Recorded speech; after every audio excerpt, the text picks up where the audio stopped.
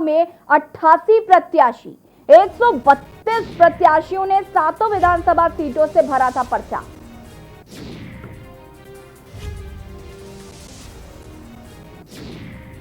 उनतालीस प्रत्याशी इस स्क्रूटनी से हुए बाहर, 5 प्रत्याशियों ने नाम वापस लिया।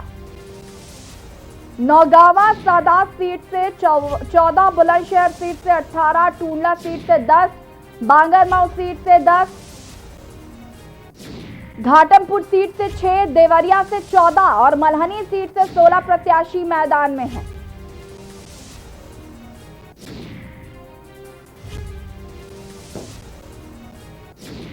बड़ी खबर आपको बता रहे हैं, लखनऊ से 7 सीटों के उपचुनाव में 88 प्रत्याशी हैं और 132 प्रत्याशियों ने 7 विधानसभा सीटों से पर्चा भरा था, जिसमें 39 प्रत्याशी स्क्रूटनी में बाहर हो गए और 5 प्रत्याशियों ने अपना नाम वापस ले लिया। बता दें आपको कि नौगावा सादात सीट से 14, बुलंदशहर सीट से 18,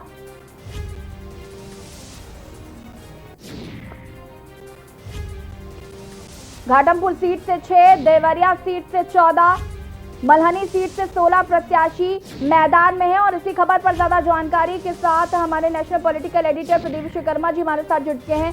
प्रदीप जी, 7 सीटों के उपचुनाव में 88 प्रत्याशी और जिन्होंने 132 प्रत्याशियों ने 7 विधानसभा सीटों से पर्चा भरा था, क्या कुछ कहना आपको? देखिए, ये बहुत ही लिटमस टेस्ट के हिसाब से है ये उपचुनाव। हालांकि 8 सीटों पर चुनाव होना था, लेकिन रामपुर की जो स्वार सीट है उस पर चुनाव नहीं हो रहे हैं, क्योंकि वहां से जो चुने गए थे, निर्वाचित हुए थे अब्दुल्ला, जो कि आजम खान के बेटे हैं, उनका निर्वाचन कैंसिल कर दिया गया, रद्द कर दिया गया है। और उनके बारे में ये लिखा गया है कि उन्हें अगले 6 साल तक चुनाव लड़ने से वंचित कर दिया जाए। ये अपील राष्ट्रपति के पास पड़ी हुई है और राष्ट्रपति ने अभी उस पर मुहर नहीं लगाई है और इस वजह से उत्तर प्रदेश में 7 सीटों पर उपचुनाव हो रहे हैं। ये जो 7 सीटें हैं ये बहुत ही महत्वपूर्ण सीटें हैं, क्योंकि अब 2022 का चुनाव ज्यादा दूर नहीं है और उससे पहले ये एक बड़ा चुनाव है। ये पद दिखाएगा लोगों की ताकत, राजनीतिक पार्टियों की ताकत को दर्शाएगा कि वो कितना तैयार है आगामी फाइनल के लिए। बात हम अगर भारतीय जनता पार्टी की करें तो भारतीय जनता पार्टी जो इसके पहले उसके पास में इसमें से 6 सीटें थी, तो उनके लिए भी लिटमस टेस्ट है। उनको दिखाना पड़ेगा कि उनकी सरकार अच्छा काम कर रही है और इसलिए वो 7 सीटें जीतने का दम भर रहे हैं, दावा कर रहे हैं। तो वहीं कांग्रेस के लिए भी एक सुनहरा अवसर है। हालांकि उनके पास खोने के लिए कुछ नहीं है, सिर्फ पाकिस्तान के लिए है। तो इस लिहाज से वो अपना दमखम यहाँ पर दिखा सकते हैं कि वो भी इस मैदान में है। बात अगर समाजवादी पार्टी की करें तो ये जो 8 सीटें हैं, 8 सीटों में से 2 सीटें उनके पास में थी, उनका भी लिटमस टेस्ट है, क्योंकि उनके तरफ अब निगाहें हैं। लोग देख रहे हैं कि विपक्ष कितना बढ़िया कर पाता है, कितना शानदार काम कर पाता है। ऐसे में समाजवादी पार्टी पर भी निगाहें लगी रहेंगी कि वो अपना कितना दमखम दिखा पाते हैं।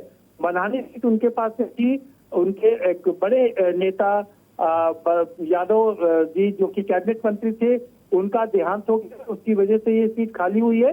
लेकिन अब सीट फंस गई है, क्योंकि वहां से जो स्वतंत्र के रूप में वहां से माफिया चुनाव लड़ रहे हैं, तो निर्दलीय के रूप में वहां से चुनाव लड़ रहे हैं। ऐसे में ये सीट अब बहुत ही दिलचस्प हो चली है। बात अगर हम बहुजन समाज पार्टी की करें तो वो बहुजन समाज पार्टी पहले कभी उपचुनाव नहीं लड़ती थी, लेकिन अब वो भी उपचुनाव लड़ करके अपना दमखम दिखाना चाहती है। और ऐसे में ये चतुष्कोणीय चुनाव होने जा रहा है। किसको फायदा मिलेगा, किसको नुकसान होगा, ये देखना काफी दिलचस्प होगा। जी बिल्कुल प्रदीप जी, तमाम जानकारी के लिए आपका बहुत बहुत धन्यवाद।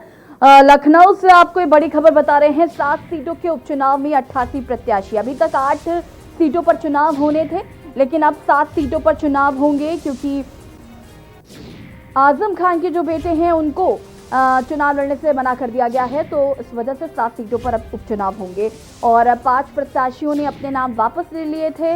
39 लोगों ने स्क्रूटनी से उनको बाहर कर दिया गया। तो नौगावा सादात सीट से 14, बुलंदशहर सीट से 18 और यहाँ पर वक्त हो गया एक छोटा